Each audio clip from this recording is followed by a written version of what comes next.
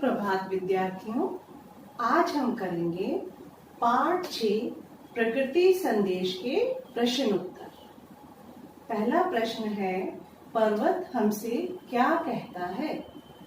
पर्वत हमसे क्या कहता है?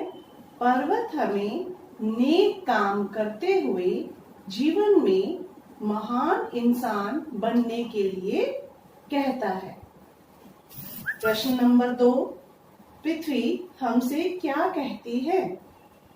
पृथ्वी हमें परेशानियों में न घबराने और धीरज रखने के लिए कहती है।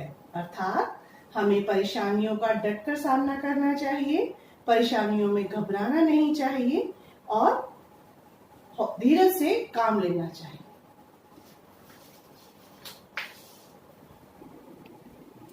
अतः विद्यार्थियों, आप पाठ प्रकृति संदेश का भाव तो समझ ही गए होंगे।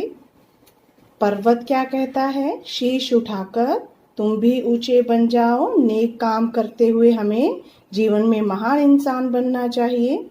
सागर कहता है लहराकर मन में गहराई लाओ, अर्थात हमें अपने विचारों में गहराई लानी चाहिए, हमारी सोच ऊंची होनी चाहिए।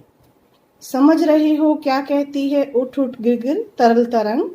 अब आप समझ गए होंगे कि यह जो पानी की जो लहरें हैं वो हमें क्या संदेश देती हैं। भर लो अपने दिल में मीठी मीठी मृदुल उमंग। जैसे लहरों में जोश होता है लेकिन उनमें कोमलता भी रहती है, उसी तरह हमें भी अपने मन को कोमल और जोश से भरपूर रखना चाहिए। पृथ्वी कहती धैर्य न छोड़ो, कितना ही हो सिर पर भार। पृथ्वी हमें मुसीबतों में न घबराने और धीरज रखने के लिए कहती है। जिस प्रकार पृथ्वी पर सारी सृष्टि का भार है, लेकिन पृथ्वी हमसे बिल्कुल भी नाराज नहीं होती। हम चाहे उसे कितना ही प्रदूषित करें, लेकिन वह धीरज रखते हुए हमारी सभी त्रुटियों को दूर करती रहती है। नभ कहता है फैलो इतना, ढक लो तुम सारा संसार। अपने विचारों को इतना फैलाओ, अपने आप को हम सारी संसार में इतना फैला लें, अर्थात अपने विचारों को इतना व्याप्त कर लीजिए कि जिसमें ना ऊंच नीच का भाव रहे, ना किसी से कोई नफरत। अब इस अभ्यास कार्य को देखिए। इन पंक्तियों में कुछ गलत शब्द आ गए हैं, इन शब्दों को ठीक करते हुए पंक्तियां दोबारा लिखिए। पर्वत कहता मुंह उठाकर तुम भी नीचे बन जाओ, तो इसमें क्या गलती है? मुंह की जगह आएगा शीश और नीचे की जगह आएगा ऊंचे। पर्वत कहता शीश उठाकर तुम भी ऊंचे बन जाओ। दूसरे में क्या प्रश्न है? देखिए, नभ कहता है फैलो उतना, ढक लो तुम सारा संसार। यहाँ पर भर लिखा गया है, जो कि एक गलती है यहाँ पर शब्द की। यहाँ आएगा नभ कहता है फैलो इतना, ढक लो, ना कि भर लो। ढक लो तुम सारा संसार। अब यह देखिए, यहाँ पर हमें शब्दों को शुद्ध करके लिखना है। यहाँ लिखा है पर्वत, पर्वत नहीं होता है पर्वत। पृथ्वी नहीं होता पृथ्वी, ध की आधी आवाज आती है। ढकना नहीं होता है ढकना, और ऊंचा नहीं होता है ऊंचा। अब देखिए, हम इसमें विशेषण शब्द भरेंगे। विशेषण शब्द क्या होते हैं? जो हमें संज्ञा या सर्वनाम की विशेषता बताते हैं। विशेषता का अर्थ होता है खासियत, उसका गुण। जैसे कि सागर, तो हमें इनमें से चुनना है कौन सा सही शब्द इसके आगे आएगा विशेषण रूप में।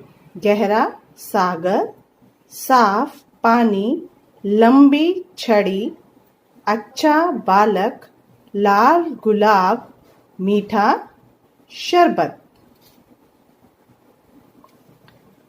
अब इस पृष्ठ में देखिए, आप इससे मिलते जुलते अर्थ वाले शब्द लिखेंगे। मिलते जुलते अर्थ वाला शब्द है आसमान, आसामन, आसमान।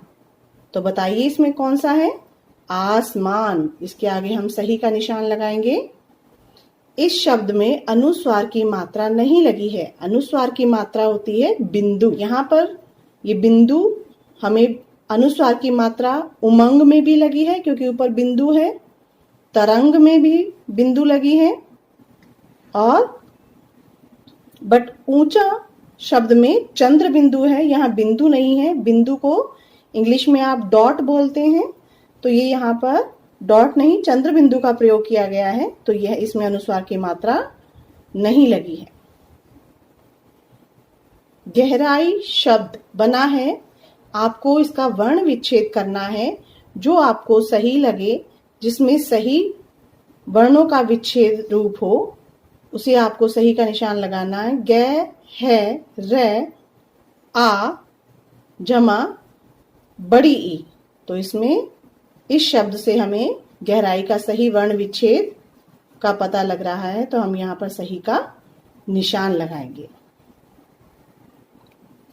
अतः विद्यार्थियों, आपको जो प्रश्न उत्तर करवाए गए हैं उनके सही और सुंदर लिखाई में आप कार्यपुस्तिका अर्थात नोटबुक में सुंदर लिखाई में लिखेंगे और शब्दार्थ और प्रश्न उत्तर को याद करेंगे, और आपकी जो लाइव क्लास होती है उसमें आप इन प्रश्नों और शब्दार्थ के उत्तर भी करेंगे।